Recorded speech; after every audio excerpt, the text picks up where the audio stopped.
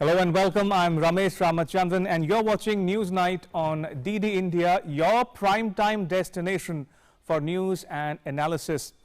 It's good to see you all again, and Eid greetings to viewers tuning in from India and abroad. Right, on the show tonight, North Korea fires a ballistic missile on Tuesday. It's the latest in a series of tests which analysts say could have been a submarine-launched weapon. Now, it took place after South Korea tested its first submarine-launched ballistic missile last month. Now, that test put South Korea among an elite group of nations that have demonstrated proven supersonic cruise missile technology. And the fear is North Korea is playing catch-up. So, are we looking at a regional arms race developing on the Korean Peninsula? We ask. Also on the show, India to get a new international airport. An inaugural flight from Colombo, Sri Lanka, carrying Buddhist monks and the holy Buddha relics is to land at Kushinagar in Uttar Pradesh on Wednesday. Plus, news and updates from India and the world, all that and much more coming up over the next 1 hour. But first, as always, the headlines. Over 28 deaths reported in Uttarakhand as incessant rain continue to lash various parts of the state. The districts of Nainital, Almora, Champawat, Chamoli, Pithoragarh and Pauri worst affected. Indian Air Force helicopters assist with rescue operations.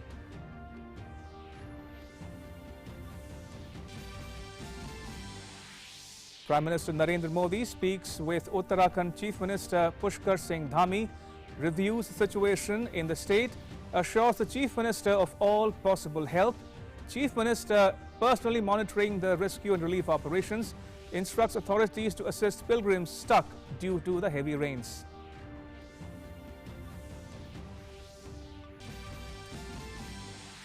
In Kerala, the government opens the shutters of the Idukki Dam to release water. Alerts sounded for the people living near the Periyar Dam. Governor Arif Muhammad Khan inspects a relief camp in capital Thiruvananthapuram.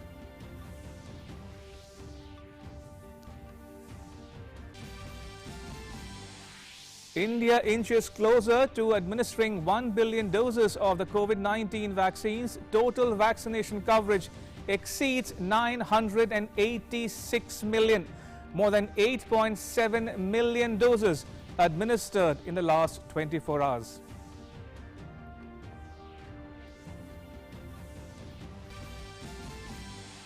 Prime Minister Modi to inaugurate the Kushinagar International Airport in Uttar Pradesh on Wednesday.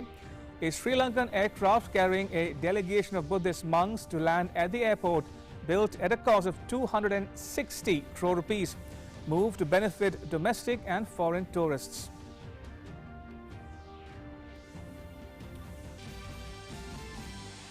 Uttar Pradesh to get a bonanza. Prime Minister Modi to lay the foundation stone of a medical college to be built at a cost of 280 crore rupees in Kushinagar, to inaugurate 12 development projects worth 180 crore rupees.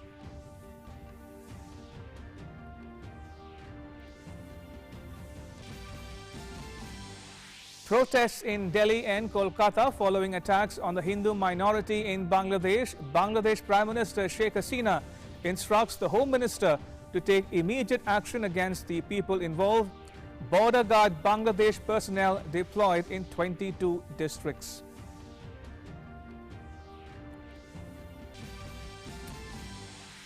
And North Korea fires a submarine-launched ballistic missile into waters off the coast of Japan. Pyongyang unveiled the missile in January, describing it as the world's most powerful weapon. It comes weeks after South Korea unveiled a similar weapon of its own. Right, first up, Prime Minister Narendra Modi will inaugurate the Kushinagar International Airport in Uttar Pradesh on Wednesday. The inauguration of the airport will be marked by the landing of a maiden flight from Colombo, Sri Lanka, carrying a delegation of Buddhist monks and certain holy Buddha relics. Here's the report. Modi will visit Uttar Pradesh on Wednesday to inaugurate the Kushinagar International Airport. The international airport will facilitate the air travel requirements of international Buddhist pilgrims in India. The inaugural flight will land at the airport from Colombo in Sri Lanka, carrying 125 dignitaries and Buddhist monks. The Kushinagar International Airport has been built at an estimated cost of Rs 260 crore. It will facilitate domestic and international pilgrims to visit the Mahaparinirvana Sthal of Lord Buddha. The new terminal is equipped to handle 300 passengers during peak hours. Airport is an endeavor in connecting with the Buddhist pilgrimage holy sites around the world. The airport will serve nearby districts of Uttar Pradesh and Bihar. This airport is an important step in boosting the investment and employment opportunities in the region. Tourism inflow is expected to rise by up to 20%. Direct connectivity ना होने के कारण आ नहीं पा रहे थे, वो अब आराम से यहाँ आ पाएंगे और जब यहाँ आएंगे तो उत्तर प्रदेश के आसपास के जो बुद्धिस्ट एरियाज़ हैं वहाँ भी वो जाएंगे। स्वाभाविक दृष्टि से यहाँ और इस परिसर में रहने वाले लोगों को उनके टूरिस्ट आने जाने का जो फ़ायदा है, उनके व्यवसाय को जो फ़ायदा है वो मिलेगा। Kushinagar is an international Buddhist pilgrimage center where Lord Gautam Buddha attained Mahaparinirvana. It is also the center point of the Buddhist circuit, which consists of pilgrimage sites at Lumbini, Sarnath and Gaya. Direct aviation connectivity with South Asian countries will make it easier for tourists arriving from Sri Lanka, Japan, Taiwan, South Korea, China, Thailand, Vietnam, Singapore to reach Kushinagar and experience the rich heritage of the region. The Prime Minister will also participate in an event marking Abhidhamma Day at Mahaparinirvana Temple and will also inaugurate and lay the foundation stone of various development projects in Kushinagar. Bureau Report, DD India. Now, this might interest viewers in the wider Indo-Pacific region. Kushinagar is an international Buddhist pilgrimage center. Kushinagar is where Lord Buddha attained Mahaparinirvana or salvation.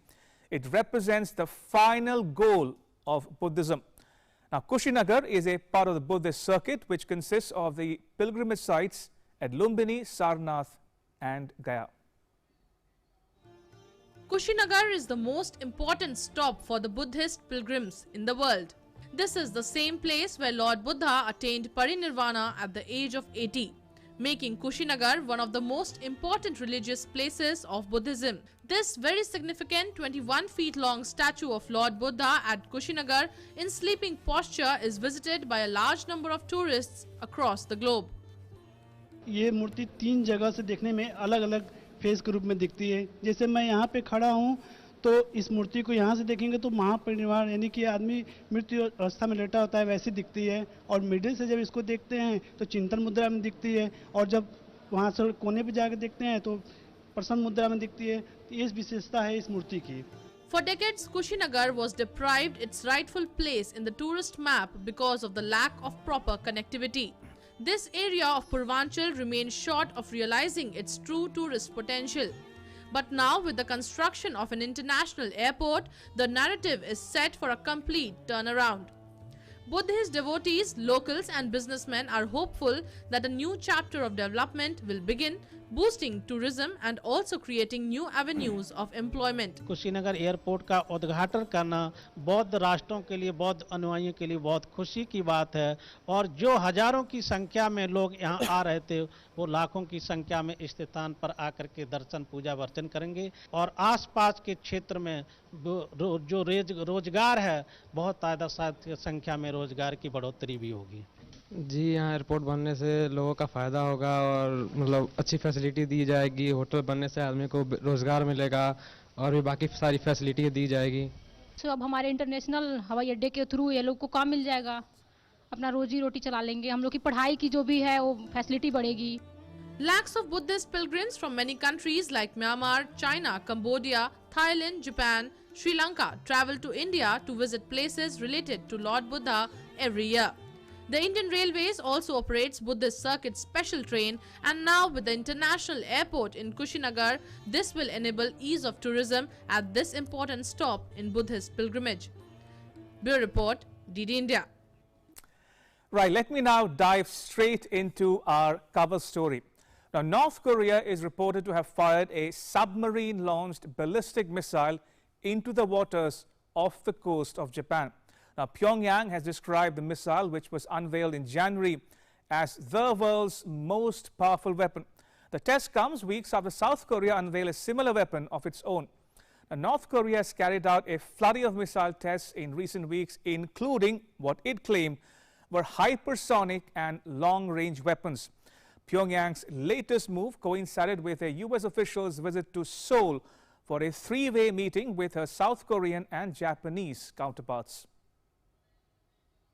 North Korea fired at least one ballistic missile off its east coast on Tuesday, officials in South Korea and Japan said.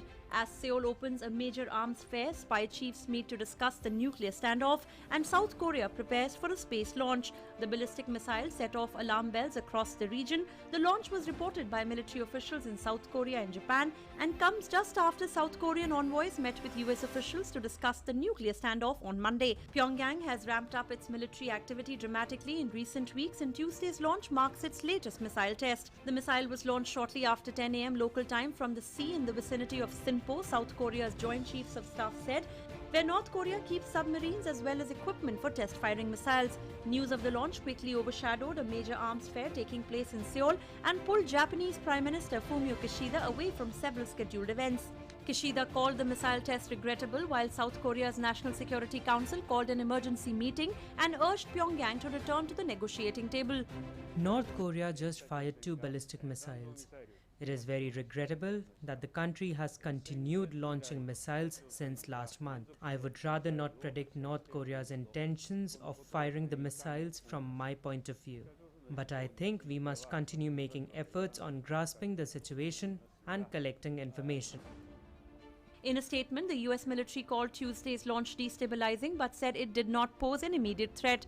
Meanwhile, the United States top envoy for North Korea, Sung Kim, has reiterated calls for Pyongyang to engage in dialogue following a meeting with the Republic of Korea Special Representative for Korean Peninsula Peace and Security Affairs. US Special Representative for North Korea said that both nations harbor no hostile intent towards the DPRK and that they're open to meeting with them without preconditions. I reaffirm to Special Representative No Washington's strong commitment to working closely with our allies and partners, especially the Republic of Korea and Japan, to achieve complete denuclearization and a lasting peace on the Korean Peninsula. Top South Korean nuke envoy No Kyu-duk said he had productive consultations with Representative Sung Kim again, and he hoped North Korea would respond to calls to resume talks. He added South Korea and the US shared evaluation of the recent situation on the Korean Peninsula and agreed that it is very important to keep the situation stable on the peninsula without escalating military tensions. The intelligence chiefs of the United States, South Korea and Japan were due to meet in Seoul to discuss the standoff with North Korea amid other issues. The US Special Representative for North Korea, Sung Kim, said that he would visit Seoul for talks this week. Analysts suggest Pyongyang's latest test aimed to match or surpass South Korea's own quietly expanding arsenal. Pyongyang has decried what it calls double standards by Seoul and Washington as it faces international sanctions over its weapons program. World Today Desk, DD India. Let me now take a moment to give you a backgrounder. Take a look at the various stages of missile development by North Korea. Now, first up, North Korea started conducting missile tests in 2014. It conducted its first successful test 2 years later in 2016.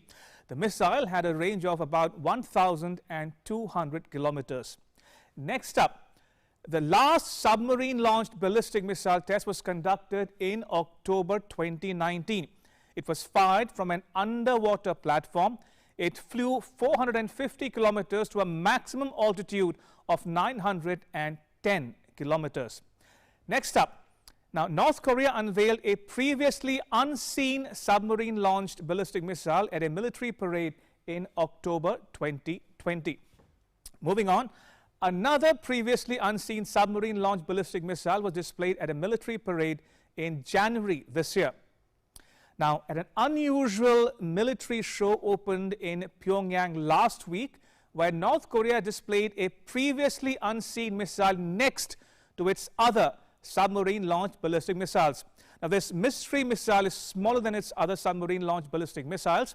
Analysts say it could enable North Korea to quickly get an operational ballistic missile submarine. And all these submarine-launched ballistic missiles were fired usually from submersible barges rather than from a submarine. So that was all about the various missiles tested by North Korea in recent weeks and years. Now, what you need to know is that this kind of missile is seen as a potent nuclear deterrent because it can be difficult to detect or destroy. Now, after the latest test, South Korean officials suspect that North Korea is building an operational ballistic missile submarine. Now, this after South Korea recently demonstrated a conventional submarine-launched ballistic missiles launched from a submarine. So, are we looking at an arms race? I'll ask a guest in just a bit. Right, time now for our In Focus segment, in which we are discussing about North Korea tests missile, raises concerns. North Korea tests missile, raises concerns. And joining me are two very special guests, Ambassador Skanthayal and Captain Alok Bansal. Ambassador Thayal is a former Indian envoy to South Korea. He is the author of the book India and Republic of Korea Engage Democracies. And Captain Bansal is the director of India Foundation, a think tank based in New Delhi. Now, he is a naval officer with 26 years of commissioned service and has commanded 2 warships as well. Gentlemen, welcome to Newsnight. If I can start with you, Captain Bansal, for a military perspective on this entire development. Now, the issue is, did North Korea test a submarine-launched ballistic missile or not? South Korea believes so, but it's still not confirmed. Now, as a naval officer of repute, what do you think is the issue at stake here? Did North Korea indeed test a missile launched from a submarine? See, we need to understand that North Korea had earlier tested another missile in October 2019 of the same pedigree, and which was launched from a submersible platform, which was not from a submarine. Now, this time the South Koreans believe, because they have seemed to have tracked the missile, that it came from a port where most of the North Korean submarines are housed. So it shows that there is a strong possibility that this missile was launched from a submarine. Now, if it is launched from submarine, then its launch position can vary. The submarine can travel close to the intended target and fire it. So it makes that much more dangerous. Right. Ambassador Thayal, now for a diplomatic perspective on North Korean events, now as someone who served in South Korea and you watched the Korean Peninsula from very close quarters, what are the diplomatic implications of what North Korea tested earlier today for North Korea itself and for the region at large? It's clear for the last 5-6 years that North Korea is trying to get deterrence against the United States with a strike capacity on the mainland United States. So it can be by direct ICBMs or through the new submarine-launched missiles. And North Korea is working on both. That is one. Second, really in the Korean Peninsula, from North Korea also, conflicting signals are coming. On one side, there has been a flurry of missile tests. In September itself, there were 3 tests. Then South Korea also had a missile test. But at the same time, President Moon Jae-in of South Korea said in September that perhaps time has come to end the Korean War. And South Korea, North Korea, United States and China should talk to each other and formally end the Korean War. As we know, 1950-53 Korean War has just concluded in an armistice. It is not a end of the Korean War. And there was some positive response from the sister of North Korean leader, Kim Jong-un, Kim Yo-jong, on 24 September. She said that North Korea is open to end the war if some conditions are met. Right. Now, the North Koreans want that while they negotiate with United States primarily and with South Korea, the sanctions which are very crippling on the North Korean economy and which are hurting the North Korean people, they should be eased. And we all remember that in 2018-2019, President Trump had almost come to some kind of an agreement with Chairman Kim Jong-un in his 3 summits. There could be some small deal or a full deal. And full deal, the American establishment wanted that North Korea should totally give up their nuclear weapons capacity, destroy that capacity, and make it irreversible. And naturally, North Korean leader did not agree to that. But here, the South Koreans are more positive towards North Korea, and their President Moon Jae-in, our president of South Korea, he has a 5-year term, and in the South Korean constitution, the president cannot be re-elected. So they only have one term of 5 years, which is ending in 2022 next year. So there is some chance again and some activity that to move these negotiations forward. And my sense is that all these missiles are just to nudge the Biden administration, which has really ignored the Korean Peninsula till now, because it has been too preoccupied with Afghanistan and China's expansionist policies. So as far as Biden administration is concerned, they have not paid much attention to North Korea or Korean Peninsula. And these missile tests are a way for North Korea and Chairman Kim Jong-un to tell Biden administration that we are also there, we have a problem, and come and talk to us. Indeed. Captain Bansal, we've seen North Korea develop its missile program since early 2014. Now, everybody wants to know, are we looking at an arms race on the Korean Peninsula, and what might that mean for the region, including India for that matter? See, firstly, we need to understand that Koreans have been saying that they want to, in fact, since October last year, he has been saying that he wants to expand his nuclear arsenal. President Trump tried to negotiate. I think that bolstered their position. They probably thought that by showing this sort of strength, they can get US to negotiate with them, which President Trump started and could not reach a conclusion. And of course, US wanted them to completely demilitarize, denuclearize, which they are not willing to. South Korea, being immediate neighbor, is obviously concerned, because in case of any conflict, they are going to be immediately affected. The US being still relatively far away, North Korea's capacity to influence US is still a suspect. Though October last year, they had unveiled a huge intercontinental ballistic missile, which has not yet been tested, but which they said can hit any target in the United States. But now with the submarine-launched ballistic missile, they are in a position to target any place within, say, 1,900 kilometers or 1,500 kilometers of the sea coast. So the submarine can travel to any position and launch a missile. So it actually increases the threat perception for the United States. And probably North Korea would want to negotiate from a position of strength. It causes far greater concerns in countries like South Korea and Japan. The missile landed in Japanese waters. The Japanese Prime Minister said that they detected these two ballistic missiles which actually landed, and they have actually regretted it. So this has increased the tension in East Asia, and especially for countries like Japan, South Korea, etc., which have not had very good relations with North Korea in the past. This creates enormous tensions there. We could see arms race. South Korea has already gone ahead and equipped themselves with the latest missiles. I think it could also bring Japan out of their pacifist constitution and pacifist thinking, which they have been adhering to since Second World War. Absolutely. We covered a lot of ground there, Captain Bansal. If I can go across to Ambassador Thayal now. Ambassador, India has stakes in a wider Indo-Pacific region extending from Japan in the north to the ASEAN countries in the south. We've seen India develop close ties with South Korea.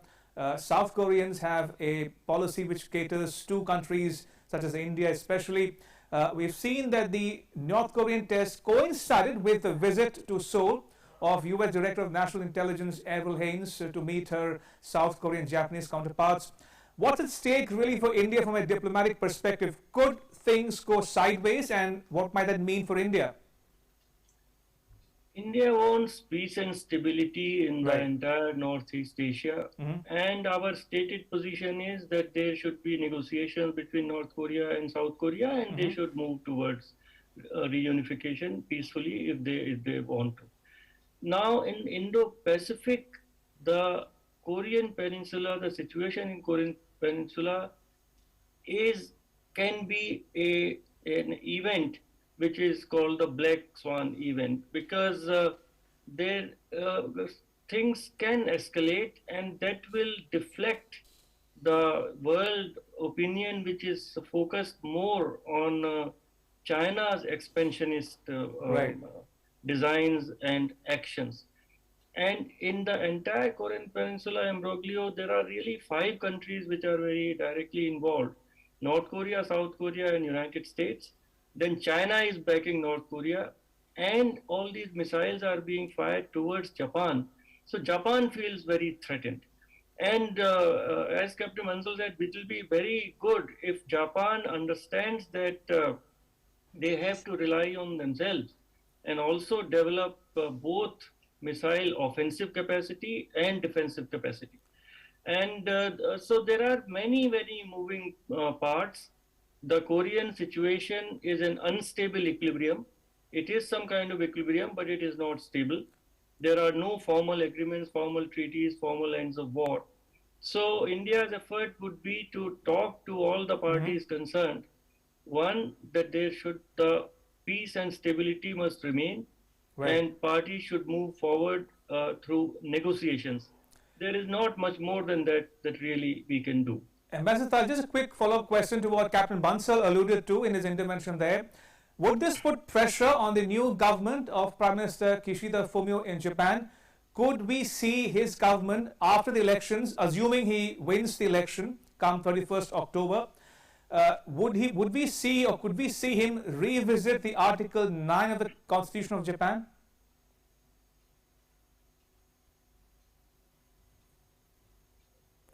Ambassador Taya? It is possible, but as we witnessed when Prime Minister Abe was Prime Minister, he was a very strong leader of Japan. But the public opinion in Japan is still very pacifist. And Prime Minister Abe was not able to really push the Japanese society, Japanese people, Japanese majority public opinion towards a more offensive capacity in their armed forces, particularly in nuclear weapons. But the strategic thinkers, strategic analysts in Japan, they are all coming around to this view that now, at least under President Trump, where the nuclear umbrella being offered by United States was under some kind of a question mark. And with China's ongoing aggression all around, Japan should have an independent deterrence capacity, a nuclear weapon capacity against China. But the public opinion in Japan is still not ready. And Prime Minister Kishida will have to work on it. Yesterday's statement very clearly in his campaign speech, he did say that the threat to Japan security comes from China and North Korea. Captain Bansal, I want us to zoom out and look at the map of the wider region extending from the Korean Peninsula to Taiwan now. There are many flashpoints in the region, in the wider Indo-Pacific region. Taiwan is one, the Korean Peninsula is another. There are other problems, crises happening in the South China Sea. From an Indian perspective, given the rising profile of the Quad, comprising India, the US, Japan and Australia, do you see the Quad coming into its own to manage such regional crises going forward? See, as of now, Quad is still not a security alliance. And what has happened in recent past is that China has become extremely belligerent because US credibility as a reliable ally is under question mark. After its withdrawal from Kabul. Globally, I think there is a question mark on US reliability. Quad has already been undermined by the defense agreement that was signed by US, UK and Australia, where even close allies like France were kept in the dark. So US reliability as an ally at this point of time is, to my mind, somewhat question mark. Quad does help India to actually emerge as an economic contender to China, and we should strive to ensure that foreign investment, which is actually going to China is diverted towards India, and technological transfer comes to us, and I think Government of India is taking steps to do that. We need to vitalize Quad, but it would be a contestation because from 14th October you are having a Russian-Chinese joint exercise also, which is going on, which also shows that Russia and China are coming closer. So you have on one side a Eurasian powers coming together, and on the other side you have an Indo-Pacific grouping of countries which are primarily maritime powers. But India happens to be on the front line. So India has to tread more cautiously because unlike US, Australia, and to some extent Japan, we are not that far off. We have a contended border. We have a border dispute with China. And if Russia and China come together and start dominating the Eurasian heartland, we will have some issues at this point of time. Absolutely. Ambassador Thayil, talking about the Korean Peninsula, the peace talks between the North and the South, you refer to the fact that this development could impel or could put pressure on the Biden government in the US to decide whether to go ahead with the talks launched by Trump or not, in what form and shape it might be carried forward, remains to be seen. But talking about the peace talks itself, the South, we've heard from the statements from Seoul that they are urging North Korea to return to the dialogue table, to the talks table. You think this is a tactic or a strategy to put pressure on the South Koreans and their American allies, or you think this is purely from a national domestic defense perspective of developing their weapons capabilities, especially if he wants to aim at the ultimate prize of having a submarine to fire those missiles going forward? There is some dissonance between the American approach towards North Korea and the South Korean approach towards North Korea. Right. And South Koreans are convinced that North Koreans are not going to attack South Korea. And the real conflict is only between North Korea and South Korea. And South Korea wants that they should be allowed to have more economic interaction with North Korea, investments, etc. Right. But Americans are holding them back. So it is very clearly that Americans and South Koreans are not on the same page how to deal with North Korea.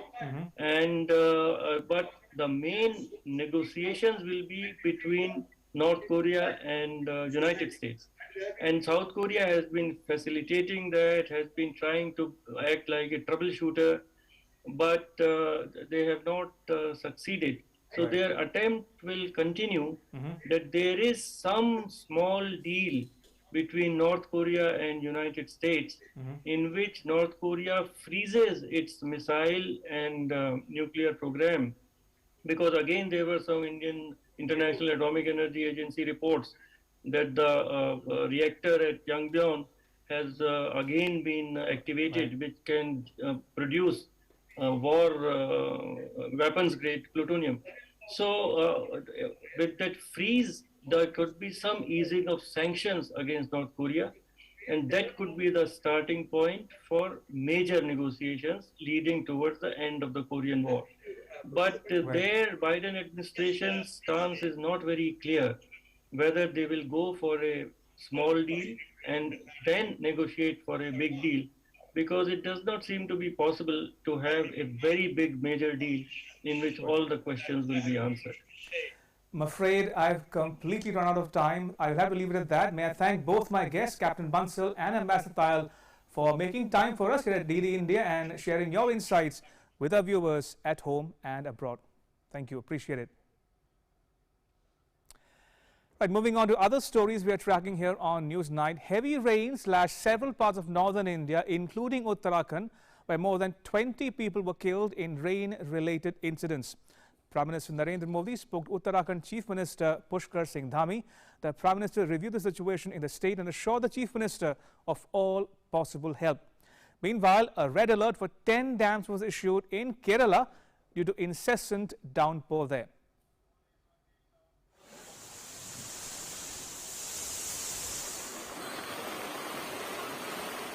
The monsoon is wreaking havoc across the nation. Incessant rains continue to lash various parts of Uttarakhand on Tuesday. Incidents of cloudbursts were reported in Nerital, cutting off the town from the rest of the state. A school wall collapsed over a house in Thalari. 7 members of a family are feared trapped in the debris. All the rivers and streams in the districts are overflowing. 6 labourers were trapped beneath a collapsed wall in Mukteshwar. Delay in the arrival of rescue teams and debris on most roads in the district are leading to traffic congestions. According to the State Disaster Management Centre, more than 13 people have died in Nainital district and the calamity has wreaked havoc in Ramgarh, Mukteshwar, Doshapani, Khairna and Garampani areas. 2 people have died after being trapped under debris in Almora district. 4 more have lost their lives due to the calamity in the district. Heavy rains have also led to the damage of the rail track in Katgodam. The heavy rain and landslides that began on Monday continued on Tuesday as well. More than 25 people have died in the state so far. Prime Minister Narendra Modi spoke to Uttarakhand Chief Minister Pushkar Singh Dhami. The Prime Minister reviewed the situation on damage due to the rain and landslides in the state and assured all possible help. The Chief Minister assessed the damage from the Disaster Management Control Room at the Secretariat and instructed rescue teams to carry out relief and rescue operations speedily.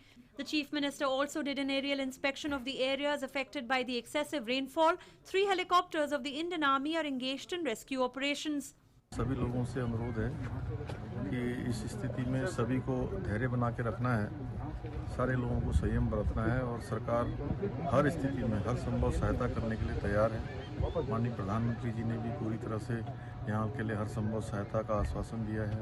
वायुसेना है वो भी अपने helicopter यहाँ पर भेज रही है और जो लोग जहाँ भी फंसे हैं हम उनको सबको निकालने की कोशिश कर रहे हैं। रास्तों में जो हमारे पर्यटक आए हुए हैं उनके लिए जहाँ रास्ते बंद हैं उनको भी हम निकाल दें। हमने अनुरोध किया है कि फिलहाल अभी यात्रा न करें, किसानों का भी बहुत नुकसान हुआ है, उसके अभी हम आकलन कर रहे हैं। In Kerala, water was released from the Idukki Dam, the state's largest reservoir, after heavy rainfall. An alert was issued in the low-lying areas on Monday and NDRF has also been deployed.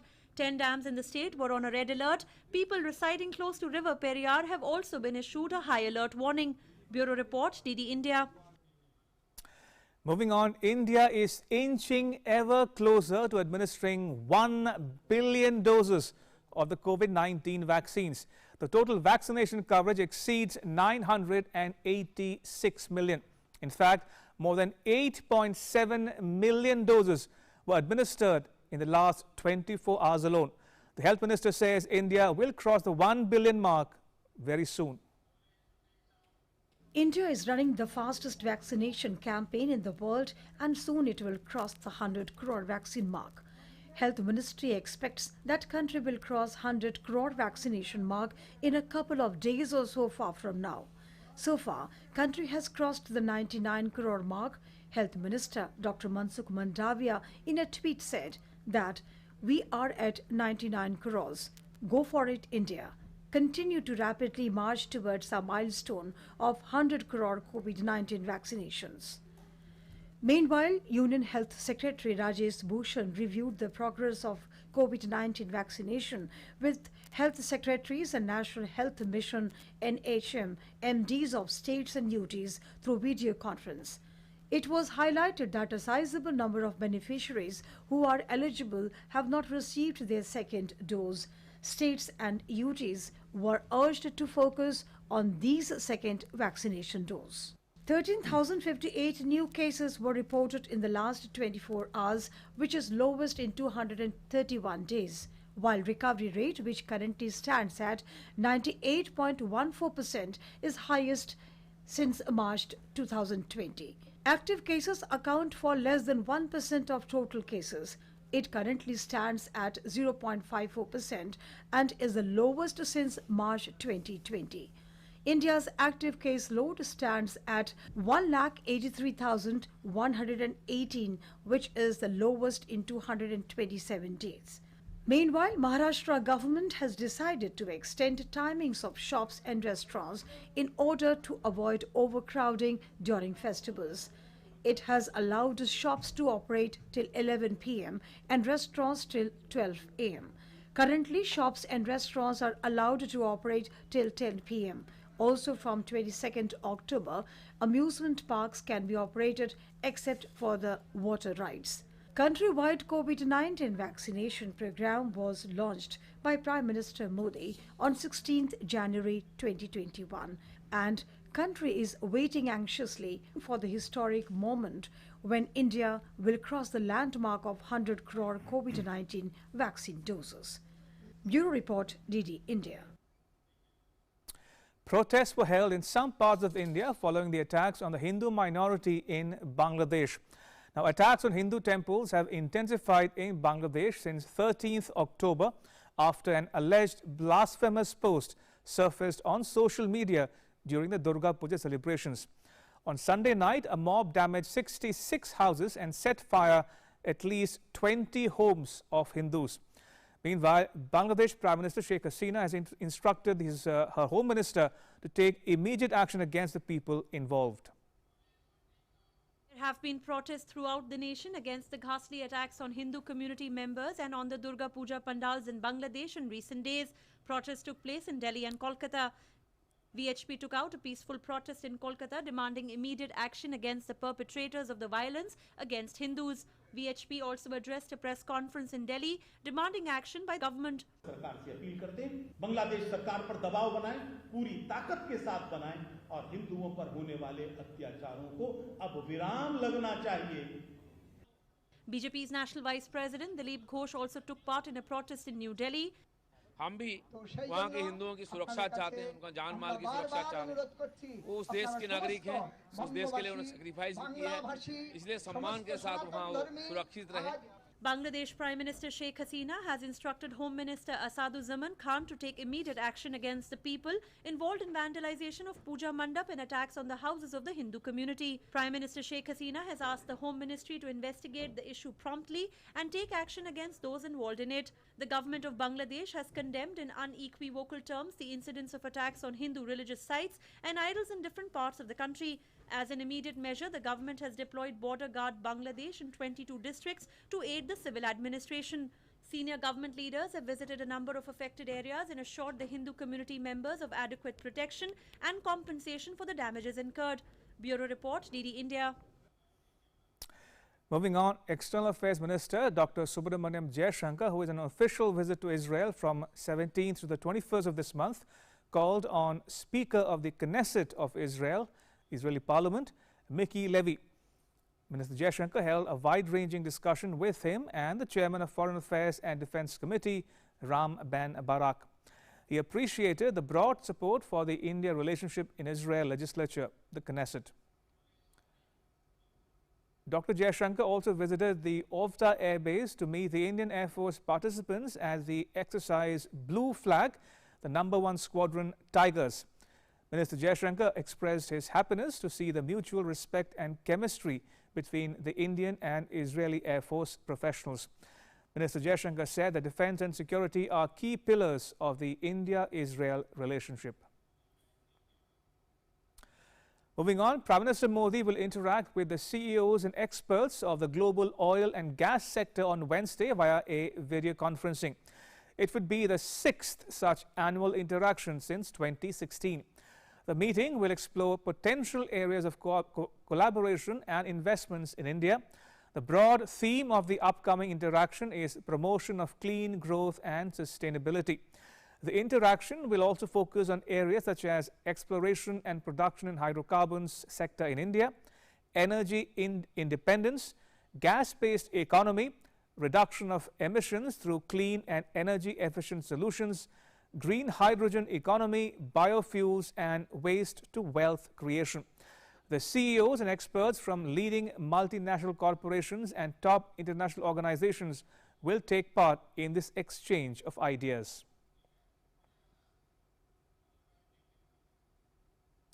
The military government in Myanmar has begun releasing more than 5,600 people who were arrested during the anti-government protests in the country after the 1st February coup.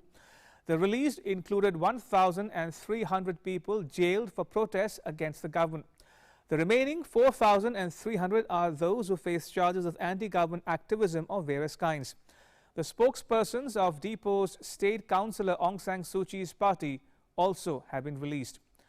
political prisoners, including journalists and lawmakers, released from other towns as well. But those charged with violent activities have not been released under this amnesty scheme. The release of prisoners comes after the ASEAN decision to invite a non-political representative from Myanmar for its summit meeting scheduled to be held between the 26th and 28th of this month. Now, according to the Assistance Association for Political Prisoners, 7,355 people were detained in Myanmar following the military takeover, and 1,181 people were killed in protests since the 1st of February. Now, if you thought the coronavirus pandemic was over, well, think again. Some parts of the world are struggling to contain the spread of the virus. New Zealand, for instance, recorded the highest number of daily cases since the pandemic began last year. Australia is tightening its rules for entry of unvaccinated people as well. In Britain, reports say officials are keeping a close watch on a new mutant of the Delta variant that is causing new infections. While Russia proposed to shut workplaces for a week at the start of November. More in the next report. The threat of the pandemic is not yet over. Countries around the world have witnessed the second, third and the fourth wave and have reintroduced restrictions measures to control the virus. On Tuesday, New Zealand recorded the highest number of daily cases since the pandemic began last year as the Delta variant of the coronavirus spreads in its biggest city, Auckland. The South Pacific nation reported 94 new COVID-19 infections on Tuesday, of which 87 were in Auckland, taking the total number of cases in the current outbreak to 2,099. Authorities have blamed rule breakers and unvaccinated people for the rise in cases. We need everyone who can be to be vaccinated. If you are young, you are sadly not invincible. 12 of our current hospitalisations are under 39 years of age. We all have a part to play. About 17 lakh Aucklanders still face tight restrictions under a lockdown, though this has not stopped the surge of the virus. The lockdown in Auckland was extended by 2 weeks on Monday. While in Latvia, government announced to bring in a COVID-19 lockdown from October 21st until November 15 to try to slow a spike in infections in one of the least vaccinated European Union countries. After an emergency government meeting, Prime Minister Christianis Karen said the only way out of this crisis is to get vaccinated. Only 54% of Latvian adults have been fully vaccinated, well below European Union average of 74%, European figures show. One of the two largest Riga hospitals began installing makeshift beds for COVID-19 patients in its atrium to cope with the influx. No travel restrictions were announced. The country had reported the second worst infection numbers in the European Union after neighbour Lithuania in the fortnight to October 10th, with 864 new cases per 10,000 people. In England, the spread of COVID-19 among children is fueling a recent rise in cases nationally and causing concern among some scientists that vaccines are being rolled out in schools too slowly, risking the welfare of children and adults alike. COVID-19 cases in Britain as a whole are much higher than in other European countries and are rising. On Friday, October 15, one survey suggested prevalence was at its highest level since January, with 8% of the secondary school children infected. Australia too is tightening its rules for entry of unvaccinated people. The Victorian State Premier said on Tuesday that unvaccinated tennis players and other athletes are unlikely to get visas to enter Australia. His comments put Novak Djokovic's Australian Open title defence and bid for the Grand Slam record in doubt. World number 1 Djokovic, level on 20 Grand Slam titles with Roger Federer and Rafael Nadal, declined to reveal his vaccination status again this week and said he was unsure if he would defend his Australian Open title as authorities work out COVID-19 restrictions for the tournament. Russia on Monday reported 34,325 new COVID-19 infections, its highest single-day case tally since the start of the pandemic. Bureau Report, DD India. The joint Russian-Chinese naval exercises ended in the Sea of Japan on Monday. Russia and China held joint naval drills from 14th to 17th October. The exercises involved warships and support vessels from Russia's Pacific Fleet. On Tuesday, Japan confirmed the passage of Chinese and Russian naval vessels sailing together through the Sugaru Strait, which separates the Sea of Japan from the Pacific Ocean. The Japanese government said it's closely watching such activities as a group of 10 naval vessels from China and Russia sailed through a strait separating Japan's main island and its northern island of Hokkaido.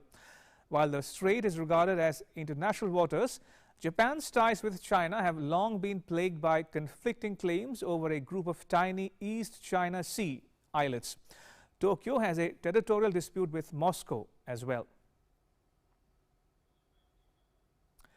Former U.S. President Donald Trump testified under oath on Monday as part of a civil lawsuit brought by protesters who allege that they were assaulted by his security guards in New York City in 2015. Trump sat for a videotaped deposition at Trump Tower in Midtown Manhattan in New York City. Last week, New York Supreme Court Justice Doris Gonzalez ordered Trump to sit for the videotaped deposition. In New York State, a trial-level court is called a Supreme Court.